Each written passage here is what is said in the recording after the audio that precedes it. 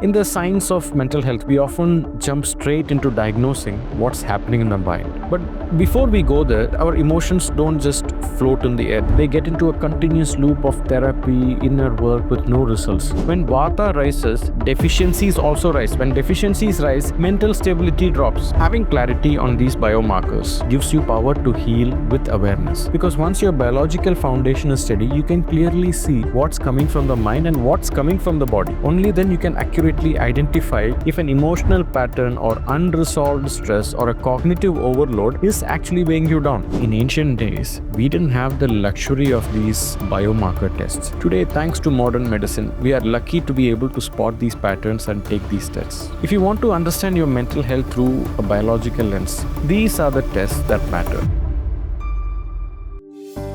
In today's episode, we are taking a closer look at the biological foundation of mental health. While anxiety and depression are often discussed as emotional or psychological conditions, Ayurveda reminds us that they also have deep physical roots. Your nourishment, your hormones, your inflammation levels, your sleep, and even your micronutrient status all shape how your mind feels and functions. In this episode, we explore the hidden biomarkers behind anxiety and depression and how simple shifts in your physiology can restore clarity, stability, and emotional balance. Hope you enjoyed this episode. In today's episode, we are going to learn to see mental health from a physical lens or the biological foundation, what we call as biological markers or biomarkers. In the science of mental health, we often jump straight into diagnosing what's happening in the mind. But before we go there, it's just as important to pause, step back, and understand what's happening in the body as well. So this episode is a gentle reminder that mental health has a real physical foundation. Yes, a part of it lives in our thoughts and emotions, but our physiology, our nervous system, and our daily habits play an equally powerful role too.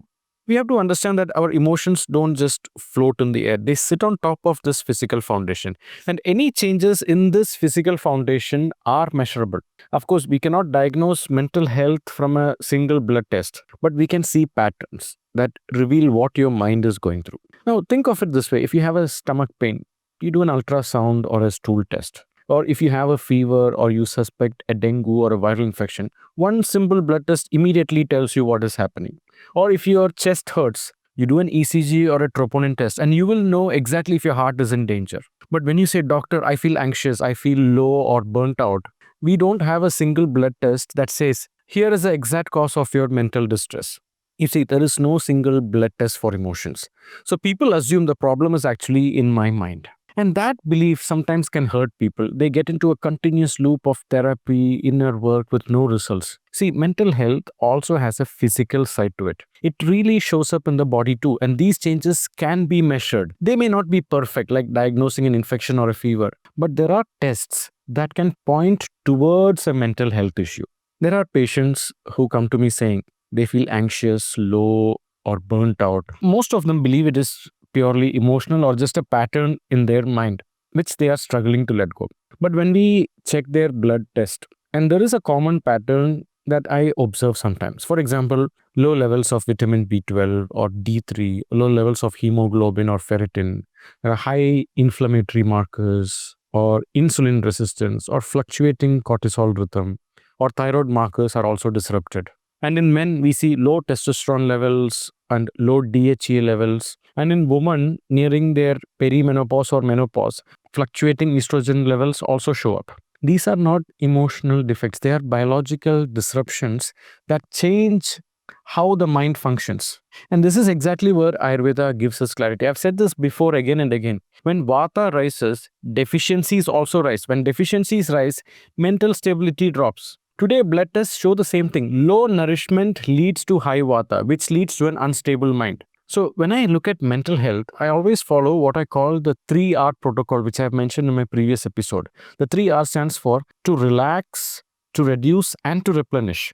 Now, the first R, which is to relax, stands for relaxing the body and the nervous system. Most people rush into supplements or medications or therapy very quickly, but the first step is always the same. Relax your body, which means to regulate your sleep, reset your rhythm.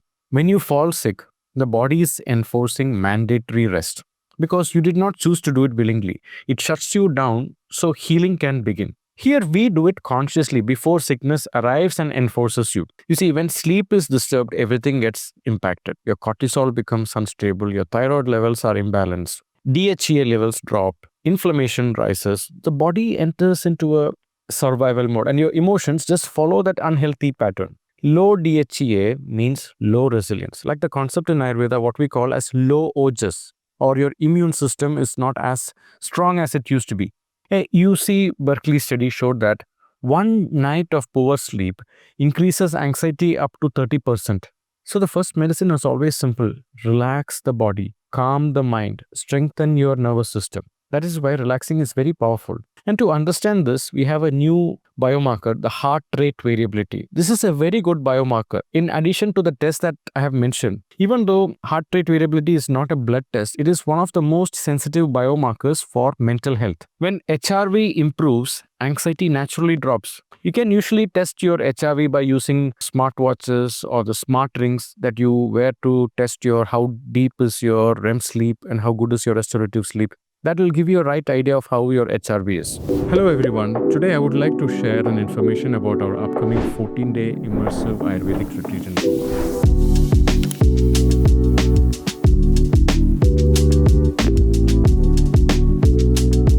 Now, this is my first interactive workshop style retreat, but I will be personally guiding each guest throughout the stay. Now, along with the Ayurvedic and Panchakarma treatments that I will be designing for you, we will also be engaging with scheduled lectures and interactive workshops on Ayurveda, healthy habits, bulletproofing yourself from burnout, and most importantly, integrating spirituality in daily life. The whole purpose of this retreat is not just to get the best Panchakarma treatments, but to go back with a completely new outlook of health and connection with your true authentic self. Now, the retreat is scheduled to start on 22nd December of 2025 until 5th of January 2026. It's exactly 14 days. Now, this is an exclusive retreat, which means the whole property where the retreat is going to happen is reserved only for the workshop participants.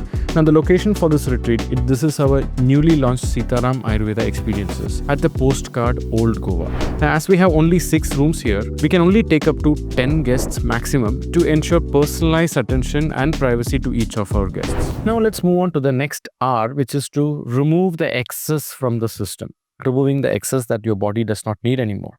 The second step is removing that overload, the burden that your body is carrying. The numbers you have to check here are the high levels of triglycerides, LDL, your HbA1c, insulin resistance, high levels of homocysteine, or higher levels of inflammatory markers. You see, higher levels of inflammatory markers in your body means you become tired, lethargic, and lose motivation. It also increases irritability, slows your thinking, and people who experience this tell me, my brain feels slow. But the brain is not what it is slow, it's just that your body is overloaded.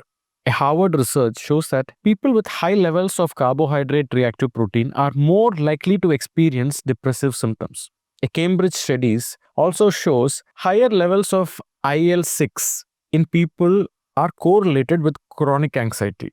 And IL-6 stands for the interleukin 6. It's a biomarker which is part of the inflammatory molecule family. You see, when inflammation drops, mental clarity returns. When your sugar level stabilizes, panic episodes reduce. When insulin resistance improves, energy becomes steady. Sometimes anxiety isn't emotional at all, it's biochemical.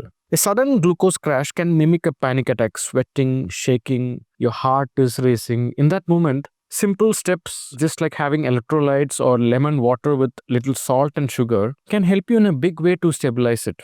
Within minutes, you'll see that panic attack is coming down. And that's what, sugar crash can do to you. So once you work on removing the excess from your body, we move on to the next R, which is replenishing whatever is missing in the body. This is the step where 80% of people discover the real reason behind their emotional struggles, which is their deficiencies. It can be low levels of hemoglobin or ferritin, low levels of vitamin B12, D3, or low levels of folate. See, these directly impact mood, energy, and your resilience. When you look at the research, low B12 is strongly linked with anxiety and depression. Low vitamin D increases depressive symptoms. Iron deficiency causes fatigue, low mood, and poor concentration. And low folate levels disrupts the neurotransmitters. See, in my practice, I see this pattern frequently. A woman nearing menopause visits with severe anxiety and panic attacks. She thinks her mind is weak. She thinks something is wrong with her brain. And when you do a blood test, her biomarkers show low levels of hemoglobin, sometimes less than 10. Her ferritin levels less than 6. Vitamin D is insufficient. Vitamin B12 is below the borderline. You see, this is not a psychiatric issue. This is her physiology. And until these levels are corrected, no matter whom you're consulting, be it the world's best psychiatrist, you're not going to get the best outcome of these therapies. Your mind and emotions are heavily dependent on your physiology. And your physiology depends on the nourishment you give it and the metabolism you maintain with your lifestyle. It's like how the software efficiency is highly dependent on the resilience of the hardware too. This is one of the core truths Ayurveda has always highlighted. When the Vata is high, your inner reserves run low. When your reserves are low, your micronutrient levels drop. When your micronutrients are depleted, mental instability naturally follows. You see, in ancient days, we didn't have the luxury of these biomarker tests. Today, thanks to modern medicine, we are lucky to be able to spot these patterns and take these tests. If you want to understand your mental health through a biological lens, these are the tests that matter. If you want a free list of these tests, please subscribe to my newsletter at vigneshdevraj.com and I'll be happy to send you the gist of this episode. See, having clarity on these biomarkers gives you power to heal with awareness. Because once your biological foundation is steady, you can clearly see what's coming from the mind and what's coming from the body. Only then you can accurately identify if an emotional pattern or unresolved stress or a cognitive overload is actually weighing you down. And this is where therapy, inner work, supportive practices truly become effective because you're not fighting against a depleted system. You see, with a nourished body and a calm nervous system, emotional healing becomes clearer, deeper, and far more sustainable. That is when you get the best outcome. Hope you enjoyed this episode. Please do share this with someone who may need it. And as always, please do consult a certified medical professional before taking action.